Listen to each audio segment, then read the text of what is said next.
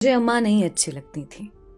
छोटी कमीज़ों का रिवाज होता तो मेरी लंबी लंबी कमीज़ें सिलवाती, और जब लंबी कमीज़ों का दौर आया तो उन्होंने लंबी कमीज़ों को घुटनों तक करवा दिया। अच्छे से अच्छे कपड़ों का सत्यानाश कर देती थी। किसी फंक्शन में जाना हो तो लाख मिन्नतें कर लो, कभी लिपस्टिक तक लगाने नहीं दी। कहती थीं जब दुल्हन बनोगी तो रूप नहीं आएगा।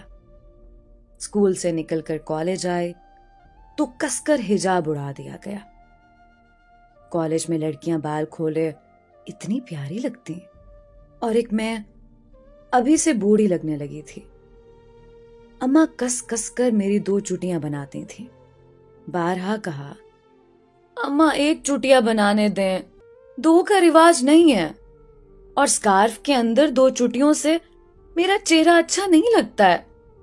लेकिन अम्मा कहाँ मानने वाली थी। कॉलेज से बहुत अच्छे नंबरों से पास होकर यूनिवर्सिटी पहुंचे। सोचा अब मैं बड़ी हो गई हूं, यहां कुछ मनमानी करूंगी। लेकिन अम्मा ने यहां भी मेरी जान नहीं बख्शी, हद ही कर देती थी।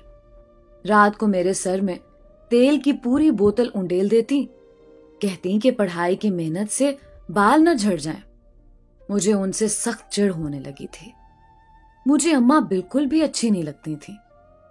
यूनिवर्सिटी में इतने अच्छे अच्छे ऊंचे स्टैंडर्ड के लड़के लड़कियां नजर आते थे।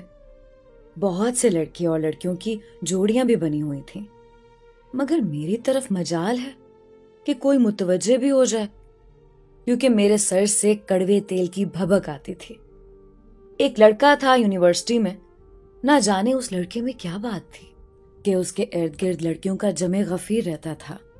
मेरी भी ये ख्वाहिश होने लगी कि मैं उसकी दोस्त बन जाऊं, मगर वो तो मेरी तरफ देखता भी नहीं था। उस वक्त मेरी एक सहेली ने यह कहा कि देखो, याद रखना, तुम जैसी हो उसी तरह के लोग तुम्हें मिलेंगे। मैंने उस हकीकत को तस्लीम कर लिया और पूरी तरह पढ़ाई में मसरूफ हो गई। वक्त गुजरता गया और पढ़ाई मुकम्मल हुई। रिजल्ट आ गया। यूनिवर्सिटी में मेरे अलावा एक और लड़के ने टॉप किया था, जिसे आज से पहले मैंने कभी देखा भी नहीं था। मेरी सहेली का कहना सच साबित हुआ और मेरी शादी मेरे जैसे उसी टॉपर लड़के से हो गई, जिसको यूनिवर्सिटी में कोई जानता भी नहीं था। अब हम दोनों की एक प्यारी सी बेटी है। मेरी जो ख्वाहिशात मेरे दिल में रह गई थी, मैं उनको अपनी बेटी को सजा संवार कर पूरा कर रही थी। जब लोग उसे सताइशी निगाहों से देखते, मैं बाग बाग हो जाती। अब वो बड़ी हो रही थी। उसकी चाल ढाल में मुझे अदाएं नजर आने लगी। वो जहां से गुजरती, लोग उसे मुड़ मुड़ कर देखते। पर मुझे अब ये सब अच्छा नहीं लगता था, बल्कि सच पूछें तो बहुत बुरा लगता है। मैं नहीं चाहती कि उसे कोई भी ऐसी निगाहों से देखे।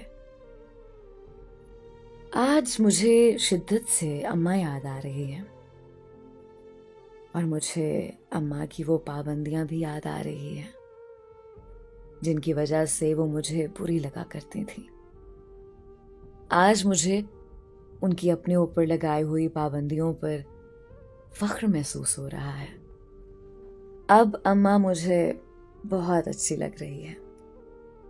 मैंने अपनी बेटी को अभी अपने पास बुलाया है, उसे जिंदगी का यही राज समझाने के लिए कि बाज़ मामलात में माओं की तरफ से पाबंदियां बच्चियों के वकार और इज्जत में इजाफा करती हैं और उन्हें सुरखरू करती हैं।